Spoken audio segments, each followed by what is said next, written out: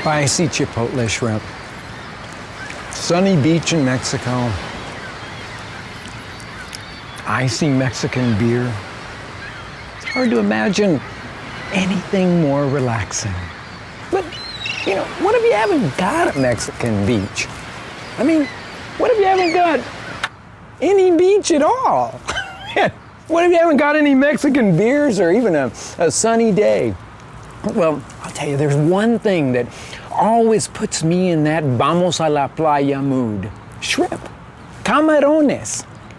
Straight out of the tropical waters of the Gulf of Mexico or the Gulf of California. So, how do you get that beachside barbecue flavor when you're at home on the range? Well, surprise! All you need is this. You can make the whole dish in one big skillet. Just gonna set it on the heat here, about medium, and then go on to making the sauce. Now, a lot of my friends in Mexico, they make chipotle shrimp with a can of tomato sauce and some chipotle chilies.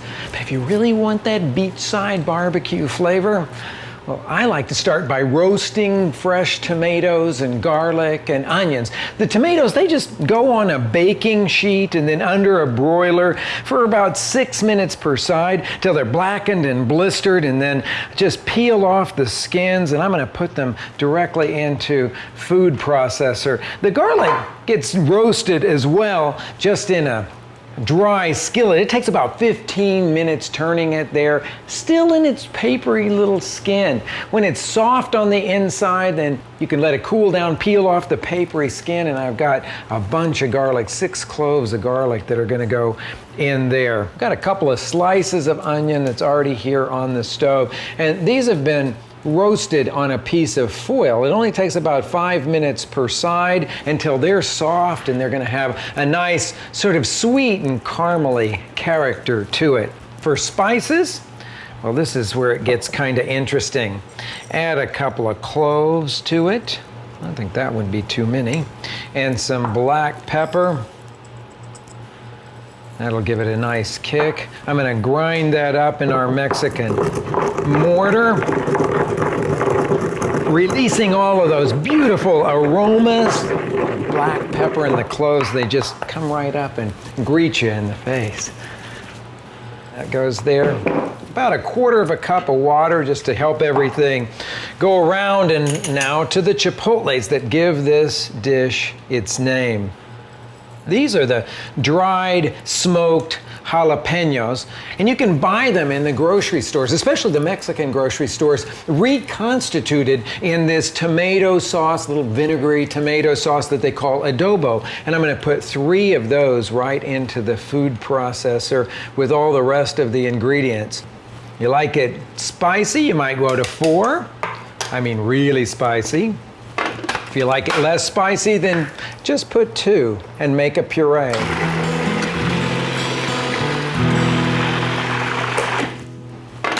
Okay, we'll take that off. Set it right there while we put a little oil in the pan. For chipotle shrimp, I like to use olive oil. The flavor goes beautifully with shrimp. And then when that's hot, you want to hear that little sizzle as it goes into the skillet. And we're going to cook this down to the consistency of tomato paste. So we got the chipotle sauce started, but what about the shrimp? Well, you might not have access to mounds of fresh shrimp like this, but even if you're standing in front of the refrigerated case, even the freezer case in your local grocery store, you might have some decisions to make. Of course, the first decision we all have to make is one of size. Everybody's got an option to choose smaller or larger shrimp, and my rule of thumb is that the smaller shrimp works well in soups and stews. When I want to make a real impression, though, I choose the larger one.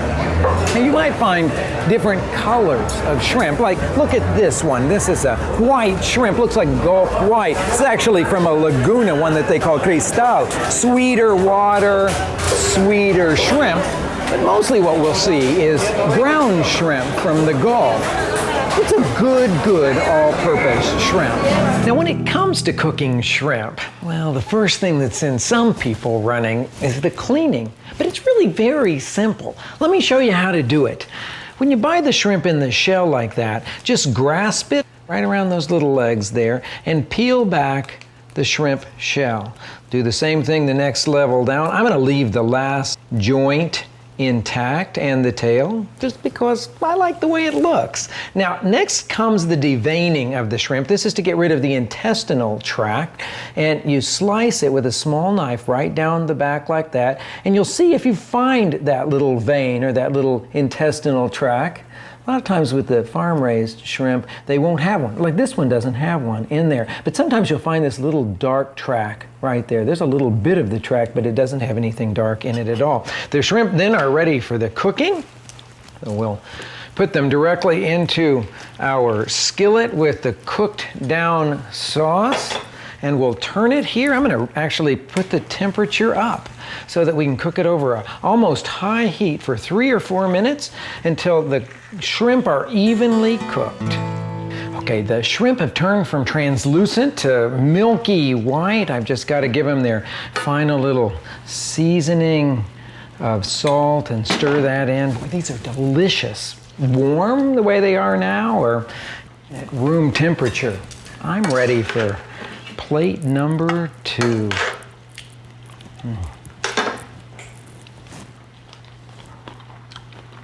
See, I told you these were easy. I think I could use a little bit of lime on them. Nopal cactus. Why, it's so emblematic of Mexico, they put it right in the middle of the Mexican flag. And believe it or not, even right here in Chicago, I can grow a pretty handsome specimen of it. It's easy to grow. I mean, it doesn't take much water. And I have to bring it inside in the winter time. But I did say it's easy to grow. In fact, you could even go down to your own Mexican grocery store and buy one of these cactus paddles, take it home and just plant it about right that far down in some damp, sandy soil, and right away it'll start sprouting. A couple months and you'll have fresh new growth just like that. I'm just getting hungry looking at it.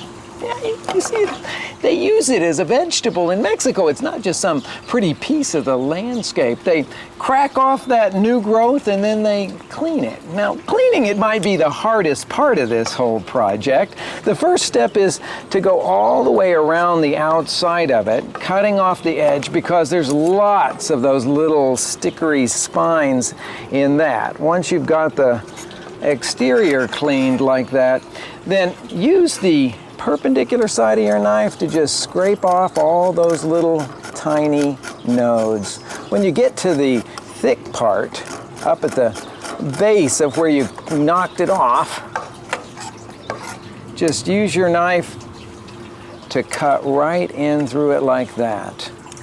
Scrape off the rest of the nodes on this side and then on the other side.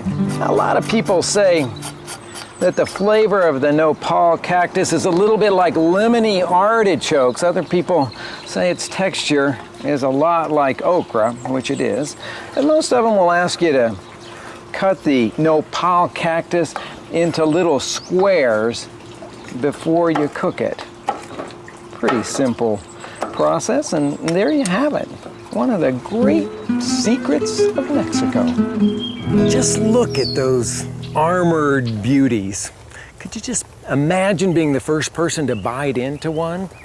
I mean, everything about the nopal pretty much says, stay away, don't eat me. But that didn't seem to stop generations and generations of folks here in pre-Columbian Mesoamerica. They boiled them up and used them in their soups and their stews and as a filling for tamales. They'd even pick the sweet fruit off of the nopal cactus and make a kind of wine out of it, or make it into a syrup or a kind of sugar.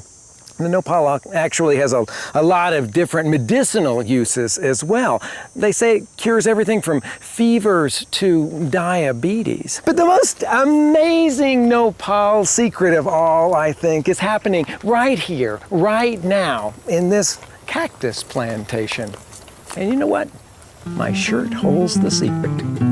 Now, certain colors are easier to come by in nature than others. And a deep dark red well, that's a real toughie. But the Mixtecs, who rose in power here in the Oaxaca Valley back in the 13th century, well, they discovered that this little insect that grows on a certain type of nopal cactus produces a maroon pigment in its body. And they could collect those insects and grind them up, and in so doing, they perfected the art of making a kind of dye that's known as cochineal. Now, cochineal farming is a very complex thing. In fact, you have to have a lot of skill to do it. But the end of the process is the part that I want to show you. You collect the largest of the females.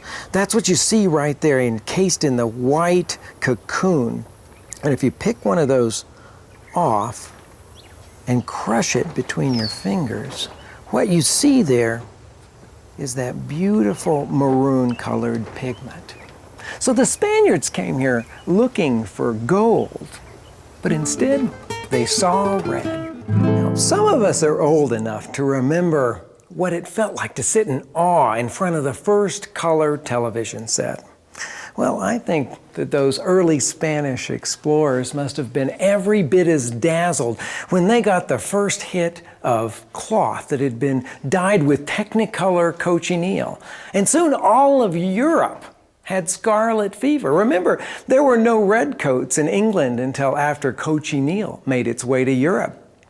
Red became the hottest import from Middle America, second only to gold. Now, here in Teotitlán del Valle in Oaxaca, their tradition of weaving goes way back to the early 1400s when this was a major cotton producing area. And then when the Spaniards arrived, like after the 1500s started, well, there was a certain priest named Fray Juan López de Zárate, and he brought in sheep, which introduced a whole new tradition of wool weaving into the fold. Now, it's not just about cochineal here, because they use all kinds of other natural substances to create this world of colors. Take this one, for instance. This is called rock lichen, or in Spanish, musgo de roca, and it gives you this brilliant kind of ochreish color. Now, this is musgo de roca, or the rock lichen with a little bit of cochineal added to it. What a brilliant and beautiful color. Now, I bet you recognize this one. This is indigo, natural indigo, what was used to dye the very first blue jeans. When you see brilliant natural colors like this, you know you're in a special place. We're in the workshop of one of the best colorists in all of Teotitlán, Isaac Vázquez. And he starts not with just any run-of-the-mill wool yarn to make this.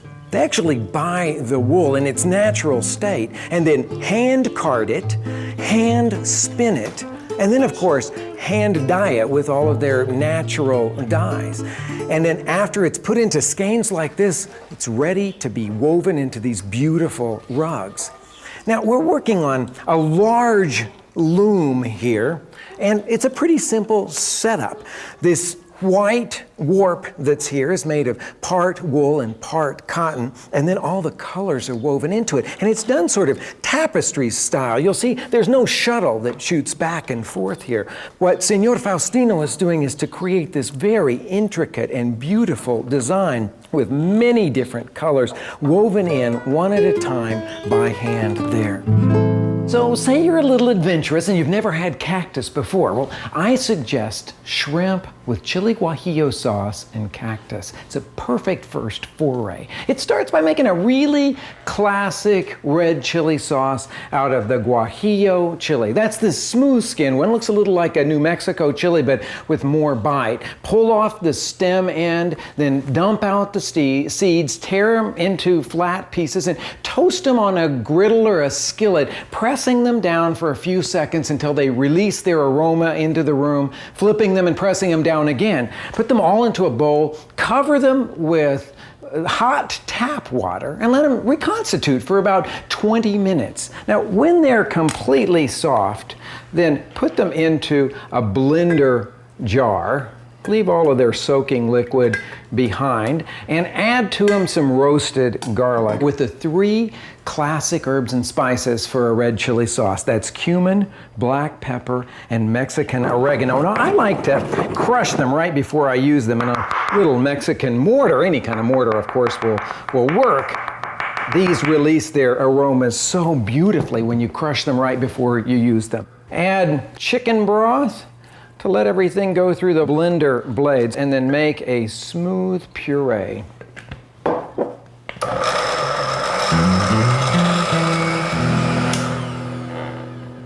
Now, like all red chili sauces, this one needs to be strained. We do that pretty much to get any little pieces of skin out of there that haven't been completely chopped up by those blender blades. And I've got a pan here that's heated on medium to medium high, and I'm going to put a little bit of oil in the bottom of it, and then put that red chili puree in there to sear until it gets to the consistency of tomato paste.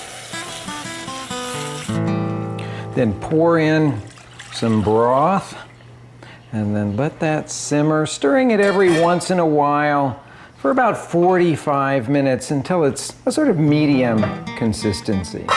Now, those nopales that we cubed up a few minutes ago are ready to be sauteed in a hot pan with a little bit of oil.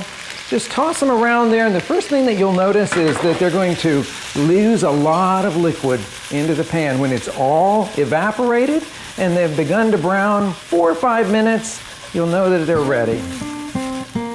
Okay, I'm gonna sprinkle on some lime juice to the browned cactus, and then a sprinkling of salt. Toss that, and they're ready to cool down a little bit by putting them out onto a baking sheet.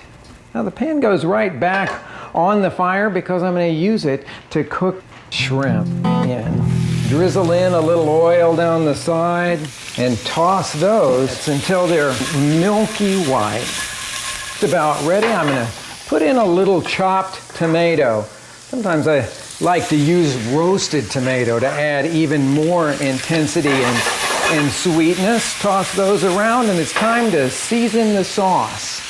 A little salt goes into our red chili sauce, but also a little bit of sugar, because there's a natural astringency in chilies, red chilies, dried chilies, that needs to be balanced. You don't want to make it sweet, but just balance it with a little bit of that sugar. Give it a little taste. I think it's just about right.